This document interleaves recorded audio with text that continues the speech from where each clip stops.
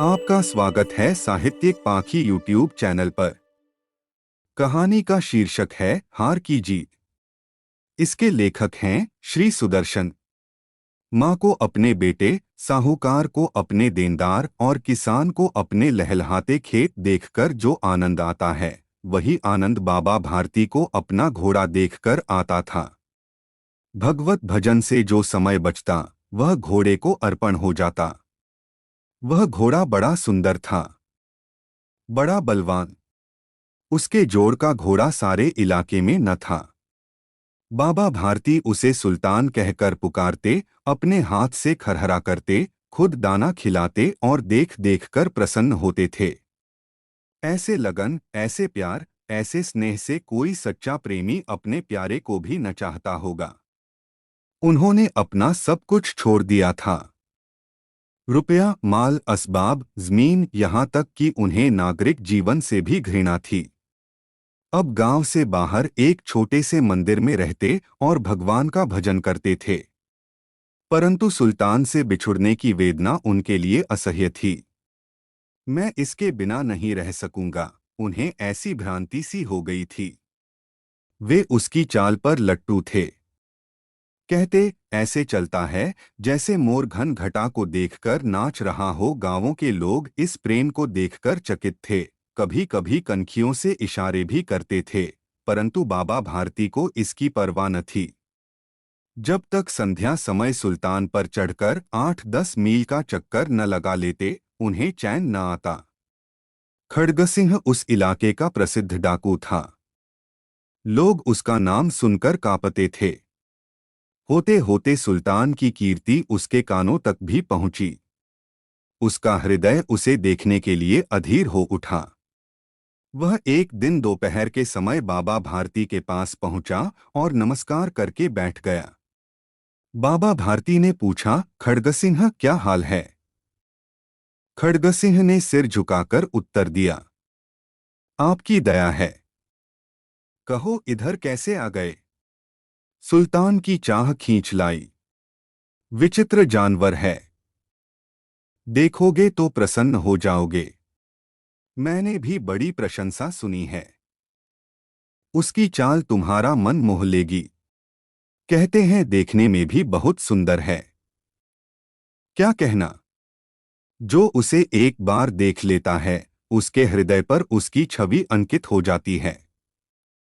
बहुत दिनों से अभिलाषा थी, आज उपस्थित हो सका हूं। बाबा और खड़गसिंह दोनों अस्तबल में पहुंचे। बाबा ने घोड़ा दिखाया घमंड से, खड़गसिंह ने घोड़ा देखा आश्चर्य से। उसने सैकड़ों घोड़े देखे थे, परंतु ऐसा बाका घोड़ा उसकी आंखों से कभी न गुजरा था। सोचने लगा, भाग्य की बात है। ऐसा घोड़ा खड़गसिंह के पास होना चाहिए था।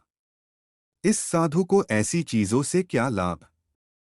कुछ देर तक आश्चर्य से चुपचाप खड़ा रहा। इसके पश्चात हृदय में हलचल होने लगी।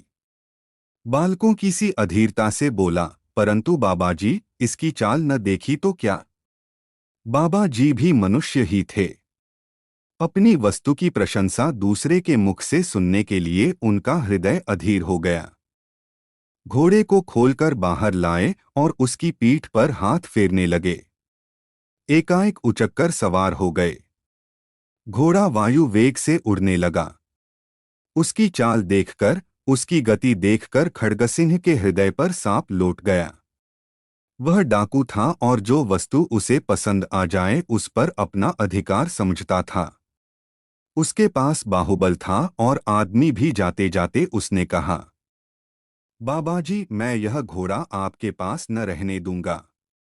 बाबा भारती डर गए। अब उन्हें रात को नींद न आती थी। सारी रात अस्तबल की रखवाली में कटने लगी। प्रतिक्षण खड़गसिंह का भय लगा रहता, परंतु कई मास बीत गए और वह न आया। यहाँ तक कि बाबा भारती कुछ लापरवाह हो गए और इस भय को स्वप्न के भय की नाई मिथ्या समझने लगे। संध्या का समय था। बाबा भारती सुल्तान की पीठ पर सवार होकर घूमने जा रहे थे। इस समय उनकी आंखों में चमक थी, मुख पर प्रसन्नता। कभी घोड़े के शरीर को देखते, कभी उसके रंग को और मन में फूले न समाते थे। सहसा एक ओर से आवाज आई, ओ बाबा, इस कंगले की सुनते जाना। आवाज में करुणा थी। बाबा ने घोड़े को रोक लिया। देखा, एक अपाहिज वृक्ष की छाया में पड़ा कराह रहा है। बोले, क्यों, तुम्हें क्या कष्ट है? अपाहिज ने हाथ जोड़कर कहा, बाबा, मैं दुखियारा हूं, मुझ पर दया करो।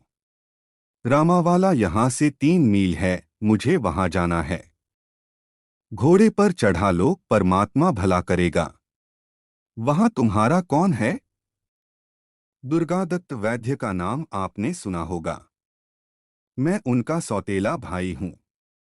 बाबा भारती ने घोड़े से उतरकर अपाहिज को घोड़े पर सवार किया और स्वयं उसकी लगाम पकड़कर धीरे धीरे चलने लगे।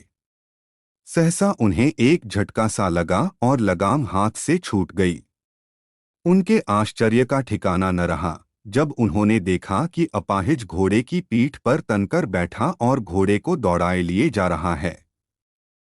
उनके मुख से भय, विस्मय और निराशा से मिली हुई चीख निकल गई। वह अपाहिज डाकू खड्गसिंह था। बाबा भारती कुछ देर तक चुप रहे और कुछ समय पश्चात कुछ निश्चय करके पूरे बल से चिल्लाकर बोले, जरा ठहर जाओ। खड्गसिंह ने यह आवाज सुनकर घोड़ा रोक लिया और उसकी गर्दन पर प्यार से हाथ फेरते हुए कहा, बाबाजी, यह घोड़ा अब न दूंगा, परंतु एक बात सुनते जाओ। खड्गसिंह ठहर गया। बाबा भारती ने निकट जाकर उसकी ओर ऐसी आंखों से देखा जैसे बकरा कसाई की ओर देखता है, और कहा, यह घोड़ा तुम्हारा हो चुका है। मैं तुमसे इसे वापस करने के लिए न कहूंगा, परंतु खड्गसिंह, केवल एक प्रार्थना करता हूं, इसे अस्वीकार न करना, नहीं तो मेरा दिल टूट जाएगा।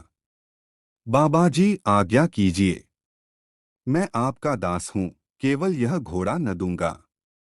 अब घोड़े का नाम न लो, मैं तुमसे इस विषय में कुछ न कहूंगा।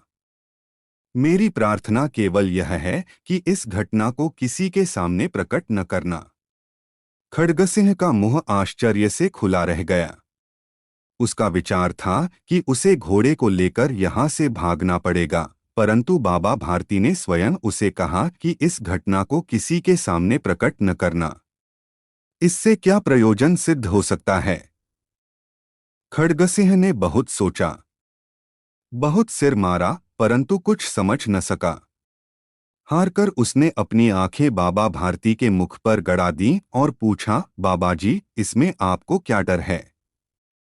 सुनकर बाबा भारती ने उत्तर दिया, लोगों को यदि इस घटना का पता लग गया तो वो किसी गरीब पर विश्वास न करेंगे। और यह कहते कहते उन्होंने सुल्तान की ओर से इस तरह मुंह मोड़ लिया जैसे उनका उससे कभी कोई संबंध ही न रहा हो। बाबा भारती चले गए, परंतु उनके शब्द खड्गसिंह के कानों में उसी प्रकार गूंज रहे थे। सोचता था, कैसे ऊंचे विचार हैं, कैसा पवित्र भाव है। उन्हें इस घोड़े से प्रेम था, इसे देखकर उनका मुख फूल की नाई खिल जाता था। कहते थे, इसके बिना मैं रह न सकूंगा। इसकी रखवाली में वे कई रात सोए नहीं। भजन भक्ति न कर रखवाली करते रहे, परंतु आज उनके मुख पर दुख की रेखा तक दिखाई न पड़ती थी। उन्हें केवल यह ख्याल था कि कहीं लोग गरीबों पर विश्वास करना न छोड़ दें। उन्होंने अपनी निज की हानि को मनुष्यत्व की हानि पर न्योछावर कर दिया। ऐसा मनुष्य मनुष्य नहीं, देवता है। रात्रि के अंधकार में खड्गसिंह बाबा भारती के मंदिर पहुंचा। चारों ओर सन्नाटा था। आकाश पर तारे टिमटिमा रहे थे। थोड़ी दूर पर गांवों के कुत्ते भौंक रहे थे। मंदिर के अंदर कोई शब्द सुनाई न देता था। खड्गसिंह सुल्तान की बाग पकड़े हुए था। वह धीरे धीरे अस्तबल के फाटक पर पहुंचा। फाटक किसी वियोगी की आंखों की तरह चौपट खुला था। किसी समय वहां बाबा भारती स्वयं लाठी लेकर पहरा देते थे, परंतु आज उन्हें किसी चोरी, किसी डाके का भय न था।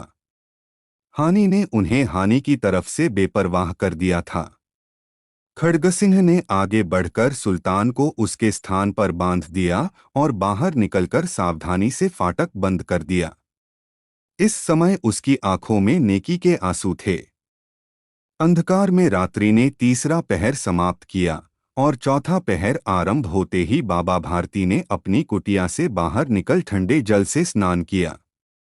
उसके पश्चात इस प्रकार जैसे कोई स्वप्न में चल रहा हो, उनके पांव अस्तबल की ओर मुड़े, परंतु फाटक पर पहुंचकर उनको अपनी भूल प्रतीत हुई। साथ ही घोर निराशा ने पांवों को मन मन भर का भारी बना दिया। वे वहीं रुक गए। घोड़े ने अपने स्वामी के पांवों की चाप को पहचान लिया और जोर से हिनहिनाया। अब बाबा भारती दौड़ते हुए अंदर घुसे और अपने घोड़े के गले से लिपटकर इस प्रकार रोने लगे जैसे बिछुड़ा हुआ पिता चिरकाल के पश्चात पुत्र से मिलकर रोता है।